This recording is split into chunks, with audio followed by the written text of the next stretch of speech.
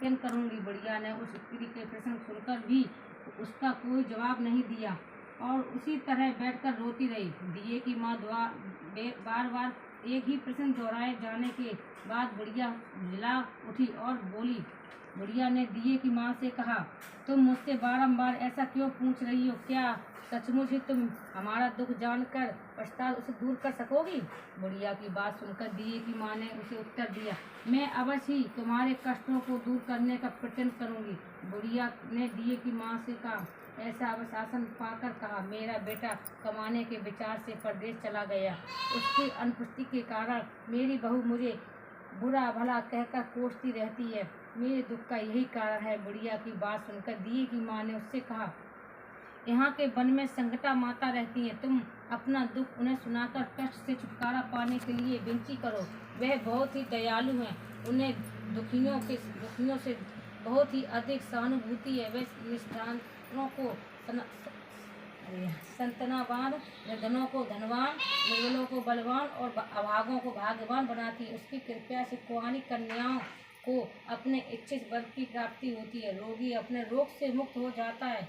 इसके अतिरिक्त और भी जो मनोकामना हो उन सभी को पूरा करती हैं। दिए की माँ ने ऐसा विशेष बात सुनकर बुढ़िया संकटा जी के पास गई और उनके चरणों में गिरकर सात टांग दंडवत करके विलाप करने लगी। संकटा जी ने दयार्थ होकर बुढ़िया से पूछा, बुढ़िया तुम किस दुख के कारण बारंबार रोती रहती हो? बुढ़िया ने कहा, हे माता, आप तो सब कुछ जानने वाली हैं, आपसे कुछ भी छिपा नहीं है। यदि आप मेरे दुख को दूर कर दे तो मैं अपनी करुणा गाथा आपको सुनाऊं।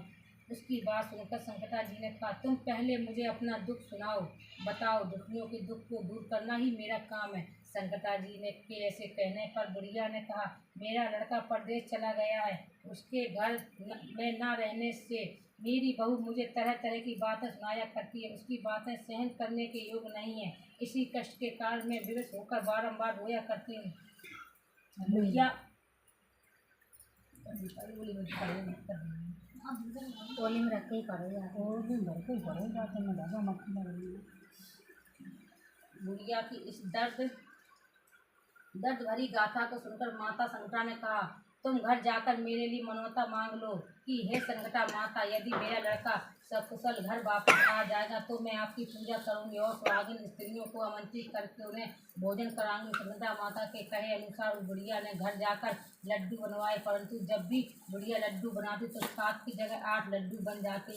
इस बात से बुढ़िया बहुत ही असमंजस से पड़ गई कि ऐसा होने का क्या कारण है। कहीं गलती से गिनती करने में तो भूल नहीं हो रही है, अथवा अपने आप 8 लड्डू बन जाने का कोई अन्य कारण है। इसी समय वृद्धा स्त्री के वेश में माता संकटा प्रकट हुई और बुढ़िया से कहा, क्यों बुढ़िया, आज तुम्हारे यहाँ कोई उत्सव है क्या? यह सुनकर बुढ़िया ने कहा, हाँ, आज मैंने संकटा माता के लिए सुहागनों को भोजन लाने का निमंत्रण दिया है, किंतु जब मैं गिनकर 7 लड्डू बनाती हूँ तो 8 लड्डू बन जाते हैं। मैं इसी बात से बहुत चिंतित हूँ।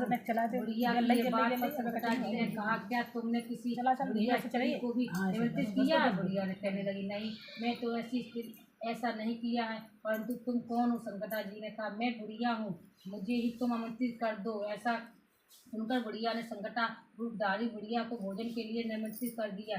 इसके बाद बुढ़िया के घर पर सभी आमंत्रित सुहागनें आ पहुंची और बुढ़िया ने सबको लड्डू तथा अन्य मिठाइयाँ आदि से भोजन कराया, जिससे माता संकटा जी की कृपा से उस रमानाथ के मन में अपनी माता व अपनी स्त्री से मिलने का प्रबल इच्छा उत्पन्न हो गई तथा सुहागनों के भोजन करते ही उस बुढ़िया का लड़का परदेश से अपने घर आ गया।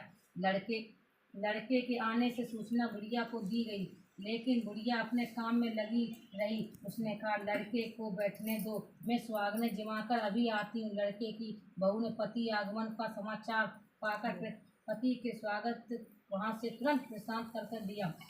लड़के ने अपनी बहू को देखकर मन में विचार किया कि मेरी स्त्री को मेरे प्रति कितना प्रेम है, जो खबर पाते ही मुझसे मिलने के लिए चली आई। परंतु मेरी माता ने खबर पाकर भी अभी अपने आने की बात नहीं सोची। इधर जब पूजा पाठ काम समाप्त हो गए तो और सभी सुहागनें भोजन करके अपने अपने घरों को लौट गईं, तब बुढ़िया अपने बेटे से मिलने के लिए उसके पास आ पहुंची। माँ के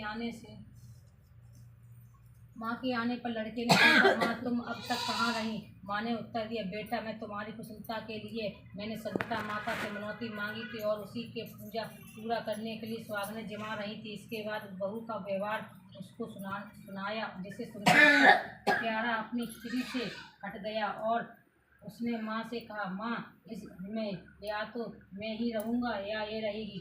बुढ़िया ने कहा, बेटा मैंने तुझे बड़ी तपस्या से पाया, इसलिए मैं तुझे नहीं छोड़ सकती हूँ, पर तेरे लिए मुझे बहू का भी त्याग करना पड़े तो मैं कर सकती हूँ। यह सुनकर लड़का ने अपनी स्त्री को घर से निकाल दिया। बहू घर से निकलकर बाहर आई और बहुत ही दुखी मन से एक पीपल के पेड़ पर चढ़कर बैठ गई तथा रोने लगी। इसी समय राजा उधर से जा रहा था। स्त्री को रोते देखकर राजा ने उससे पूछा, तुम क्यों रो रही हो? तो उसने अपनी सारी बात राजा को बताई, जिसे सुन राजा ने कहा, आज से तुम मेरी धर्म बहन हो, इसलिए तुम रो मत और पेड़ से नीचे उतर आओ। मैं तुम्हारे सभी कष्टों को दूर करने का यथासंभव प्रयत्न करूँगा। राजा के मुख से ऐसी बात सुनकर वह स्त्री पेड़ से नीचे उतरी आई और राजा के साथ साथ उसके महल को चली गई।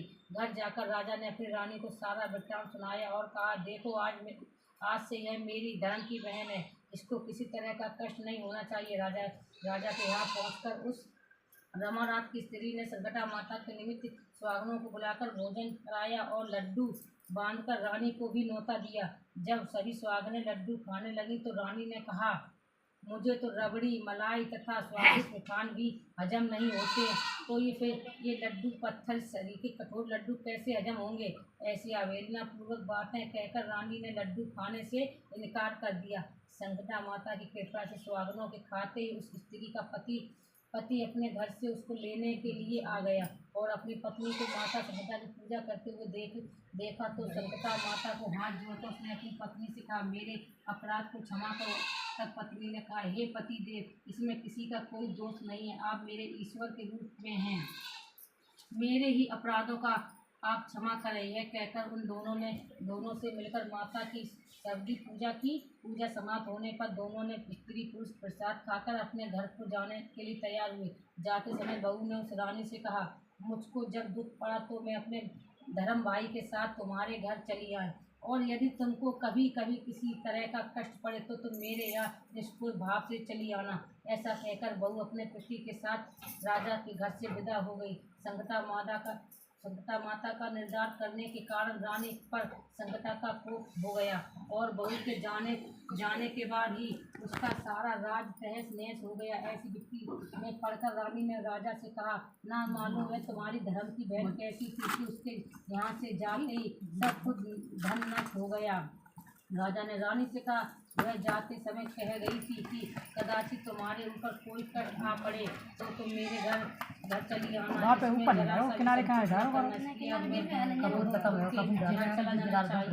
ऐसा निश्चित करके राजा रानी दोनों ही अपने गए। वहाँ जाकर रानी ने कहा, बहन तुमने हमारे यहाँ कैसा क्या कर दिया कि तुम्हारे जाते ही हमारी सारी संपत्ति नष्ट हो गई और हम लोग बहुत ही परेशान में पड़ गए। रानी की ऐसी बात सुनकर उसने कहा, बहन मैं तो कुछ नहीं जानती, मेरी कर्ता धर्ता सब कुछ संकटा माता है, उसके अतिरिक्त और कोई दूसरा नहीं है, इसलिए मेरी राय में तुम भी संकटा माता से अपनी उन्हीं के मान मनौता में तुम्हारा काम बन जाएगा। उसके कहे अनुसार रानी ने श्रद्धा से संकटा जी का व्रत किया और सुहागनों को जमाया तथा अनजाने में हुई छोटे संकटा माता से बारंबार क्षमा मांगी। रानी के ऐसा करते संकटा माता और रात में रानी को सपना दिया कि तुम दोनों कल सुबह अपने घर जरूरी है पूरी आदि जाओ, वहाँ जाकर मेरी पूजा और व्रत करना, मेरे सुहागनों को जमाना। ऐसा करने तुम्हारा गया हुआ राजपाट तुम्हें फिर से वापस मिल जाएगा। सुबह होते ही राजा रानी अपने घर को चले गए।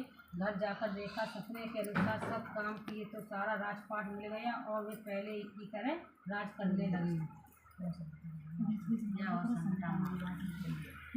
जब आप ड्राम करो